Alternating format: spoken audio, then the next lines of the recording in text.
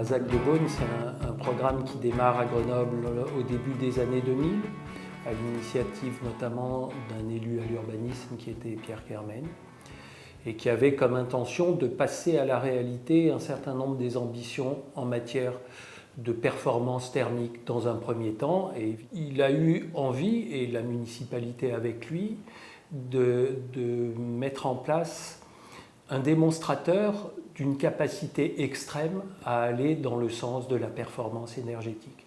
Il lui fallait un site, il a choisi la parcelle libre qui était disponible donc sur le boulevard Gambetta, qui est une localisation assez extraordinaire vis-à-vis de la ZAC de Beaune, et qui fait que ce projet en constitue presque la cerise sur le gâteau. Le programme de Beaune Énergie, c'était un immeuble tertiaire en centre-ville, en blanc. En blanc, ça veut dire que lorsqu'on l'a conçu, on ne connaissait pas les utilisateurs. On n'avait même pas, nous-mêmes, l'intention d'y accueillir l'agence.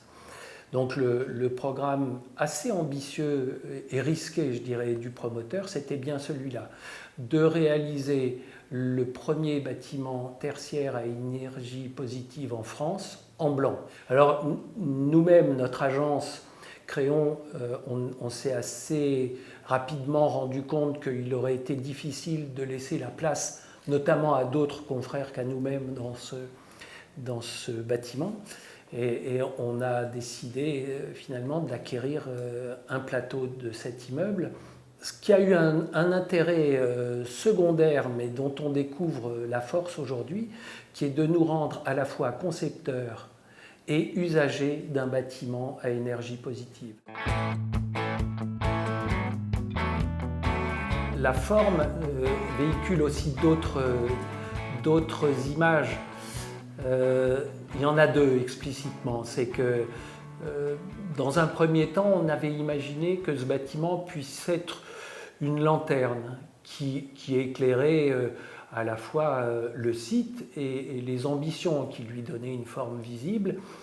Et la forme assez classique des lanternes japonaises, même à une échelle macro telle qu'on la présente là, on retrouve ces parois incurvées. Ici, surdimensionnées, ce qui est intéressant sur la notion de signal. Et puis, on a eu une autre image un peu complémentaire, mais beaucoup plus anecdotique, qui était celle de l'inverse du bibendum de Michelin. C'est-à-dire que le bonhomme Michelin, on sent qu'il est plein de sa capacité à assumer un certain nombre de missions qui, à l'époque, étaient sans doute assez exemplaires.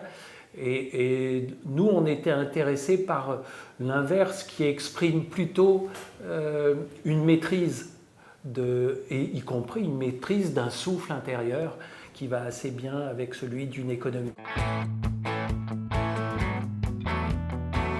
La performance du bâtiment Beaune Énergie, on peut la resituer sur 4 éléments. Le premier, la compacité. La compacité, ça veut dire tenir dans un volume qui maîtrise son développé de façade les fonctions qu'on souhaite accueillir.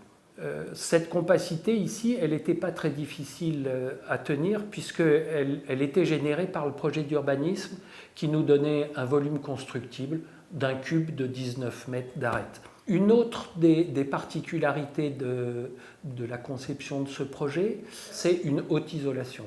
Là, en l'occurrence, c'est une isolation par l'extérieur qui permet de combattre les ponts thermiques. Les ponts thermiques, c'est simplement les organes ou la géométrie qui fait que la chaleur qu'on produit dans le bâtiment s'échappe, ou à l'inverse, que la chaleur extérieure a des facilités à rentrer. On a utilisé une autre notion pour tenir les performances qui nous étaient proposées, qui est l'inertie. L'inertie, ça veut dire la capacité de la structure, notamment du bâtiment, à capter, à conserver et à restituer doucement la chaleur ou la fraîcheur qu'elle emmagasine. Cette question de l'inertie est fondamentale et elle nous a guidés vers une construction de ce bâtiment qui, là, n'a rien d'original en béton. L'intérêt du béton, c'est qu'il nous apporte la masse qui nous permet de capter, de conserver et de restituer, ce cycle est assez important, la chaleur ou la fraîcheur. On a utilisé une autre notion qui est celle du choix des énergies. Donc 2 énergies renouvelables, celle que nous procure la centrale photovoltaïque, c'est les rayons du soleil, qu'on capte également par les vitrages des fenêtres qui ont été implantés sur le bâtiment. Et puis l'autre source d'énergie qui est la nappe phréatique, pour être capable de capter sur cette nappe phréatique des degrés de température en la puisant à 13 degrés, en la restituant à la nappe phréatique à 12, on gagne 1 degré qui nous sert à chauffer le bâtiment.